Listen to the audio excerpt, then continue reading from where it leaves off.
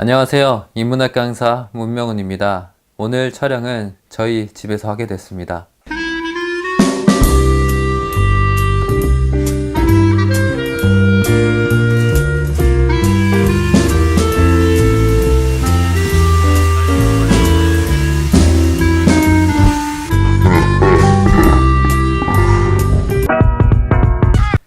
지난 시간에 시를 잊은 그대에게 라는 책을 보면서 시가 갖고 있는 감성적 측면에 대해 이야기했습니다. 시가 평소에 우리가 간과하고 있던 감정의 중요성을 일깨워준다고 했었죠. 우리는 살아가는데 감정이 그다지 중요하지 않다고 생각하는 경향이 있습니다. 특히나 사회생활을 하면서 감정에 따라 행동하는 걸 부정적으로 생각하죠. 감정은 어쩔 수 없이 달고 다니는 혹같이 여겨지기도 합니다. 그런데 우리가 감정을 혹 정도로 치부해도 되는 걸까요?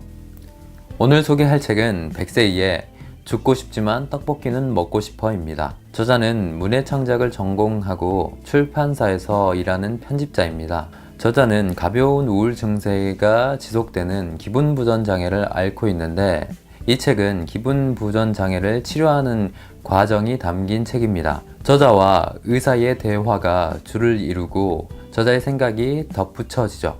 치료 과정에서 우울증, 과도한 자기검열, 낮은 자존감, 외모 강박 등의 문제가 드러나는데 이 책이 베스트셀러가 된 이유는 많은 현대인들이 알게 모르게 저자와 비슷한 상황에 처했기 때문일 겁니다. 저자가 겪는 어려움의 핵심적 원인은 자존감이 낮다는 겁니다.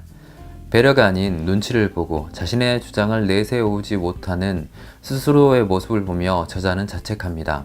타인의 기대와 인정에 과도하게 신경 쓰기도 합니다. 문창과를 나오고 출판사에서 일하는 저자에게 사람들이 높은 수준의 교양과 지식을 요구할 거라고 스스로 생각하며 외부 활동을 부담스러워합니다. 자신의 의견과 취향에 대해서 남들이 이야기하는 것도 힘들어하죠. 건전한 비판도 비난으로 받아들이기 십상입니다. 자존감이 낮은 저자는 타인의 행동에 민감하게 반응합니다. 타인의 별 의미 없는 행동에도 이 사람이 날 좋아서 혹은 싫어서 이러는 거야 라는 식으로 해석합니다. 중간은 없습니다. 좋고 싫음, 옳고 그름으로 모든 상황을 극단적으로 바라봅니다. 낮은 자존감은 사랑하는 관계에도 나쁜 영향을 미칩니다. 자존감이 낮은 사람은 상대를 독립적 인격체로 대우하는 것보다 자신에게 종속시키려고 합니다. 저자는 애정과 영향력을 동일시한 자신의 생각이 잘못된 것이었다고 말합니다. 서로 온전히 자기로 살면서도 충분히 깊이 사랑할 수 있습니다. 연애를 시작할 때도 낮은 자존감은 문제를 초래합니다. 자존감과 사랑이 어떤 상관이 있냐는 저자의 질문에 의사 선생님은 낮은 자존감은 사랑을 왜곡시킬 수도 있다고 답합니다. 두 사람의 대화를 한번 살펴보도록 하죠. 그리고 자존감 이야기 하니까 생각난 건데 저는 그놈의 자존감이라는 생각을 많이 하거든요. 자존감이 높으면 어떻고 낮으면 어떻다고 이렇게 난리들일까 하면서요. 그런데 책을 보면 자기 자신을 사랑해야 타인에게도 사랑을 주고 자신도 사랑을 받을 수 있다. 자기 자신을 무시하면 타인도 나를 무시하게 된다는 글이 많잖아요. 그게 말이 안 된다고 느껴졌어요. 저는 저를 오랜 시간 혐오해 왔거든요. 그런데도 저를 사랑하는 사람은 늘 존재했거든요. 그리고 제 자신을 사랑하지 않는데도 저는 타인을 사랑해요. 자존감이랑 상관없지 않나요? 사랑을 조금 왜곡해서 바라볼 수 있다는 거죠. 나 자신을 사랑하지 않으면요? 그렇죠. 일단 의심을 하게 되죠. 예를 들어 나는 내 외모를 예쁘지 않다고 생각하는데 다른 사람이 내 외모를 칭찬했을 때 얘가 나한테 왜 그러지? 흑심이 있나? 라고 생각할 수도 있죠. 거꾸로 내 외모에 만족한다면 있는 그대로 받아들일 수 있겠죠. 자존감과 상관없이 누군가 나를 사랑했다는 사실로 끝날 건 아니고 그걸 과연 어떻게 받아들이는가의 문제 같아요. 받아들이는 문제군요. 자존감이 높으면 좀 더 긍정적이고 건강한 방향으로 흐를 수 있다는 거예요. 예를 들어 누군가 나를 좋아해요. 그럼 나도 나의 어떤 면이 좋은데 마음을 한번 줘볼까? 라는 반응과 쟤는 왜 나 같은 애를 좋아하지? 이상해. 이렇게 생각하는 것과는 차이가 있다는 거죠. 아, 맞네요. 자존감에 따라 타인의 진심이 다르게 느껴질 수 있으니까요.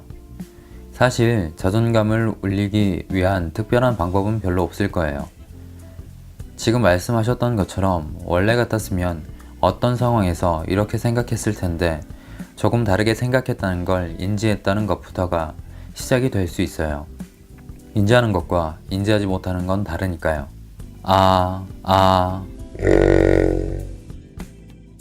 사실 자존감 높은 사람이 얼마나 될까요? 대개는 자신에게 부족한 점이 많다고 생각할 겁니다. 나름의 콤플렉스를 갖고 살아가죠. 저도 잘생기지 못한 외모, 소극적인 성격, 부족한 학문적 역량 때문에 늘 고민입니다. 그러면서 스스로를 다독이며 잘하고 있다고 자존감을 가져야 한다고 생각하죠. 한편으로는 자존감을 강요하는 데에 거부감이 들기도 합니다. 난 별 볼 일 없는 사람인데 자꾸 자존감을 가져야 한다니 그것도 나름의 스트레스죠. 그렇지만 저 자신을 위해, 스스로를 위해서는 자존감을 비롯한 정신적인, 내면적인 문제에 집중해야 합니다. 사회 속에서 사람들과 부대끼며 살면 갈등이 생기고 정신적으로 소모되는 것처럼 느껴집니다.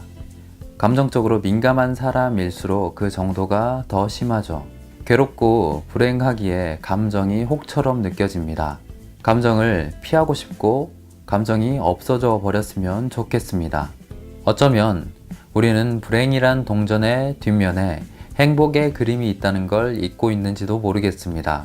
괴롭더라도 불행을 직시하고 내면을 다루는 방법을 배워야 합니다. 그래야 우리가 행복해질 수 있습니다. 마침에 나오는 저자의 이야기를 들어보면서 오늘 방송을 마무리하도록 하겠습니다. 그러다가 빛과 어둠은 한 몸이라는 걸 다시 떠올렸다. 행복과 불행의 공존처럼 삶의 곡선은 유동적이다. 그리고 내가 포기하지 않는 이상 계속해서 이어가며 웃고 울 수 있다. 결국 이 책은 질문도 답도 아닌 바람으로 끝난다. 나는 사랑하고 사랑받고 싶다. 나를 아프게 하지 않는 방법을 찾고 싶다. 싫다보다 좋다는 단어가 많은 삶을 살고 싶다. 실패를 쌓고 더 좋은 방향으로 눈을 돌리고 싶다. 감정의 파동을 삶의 리듬으로 여기며 즐기고 싶다. 커다란 어둠 속을 걷고 또 걷다가 우연히 발견한 한 조각의 햇살에 오래 머물 수 있는 사람이 되기를 바란다. 언젠가는. 내면에 집중하게 만든 오늘의 책. 죽고 싶지만 떡볶이는 먹고 싶어 였습니다.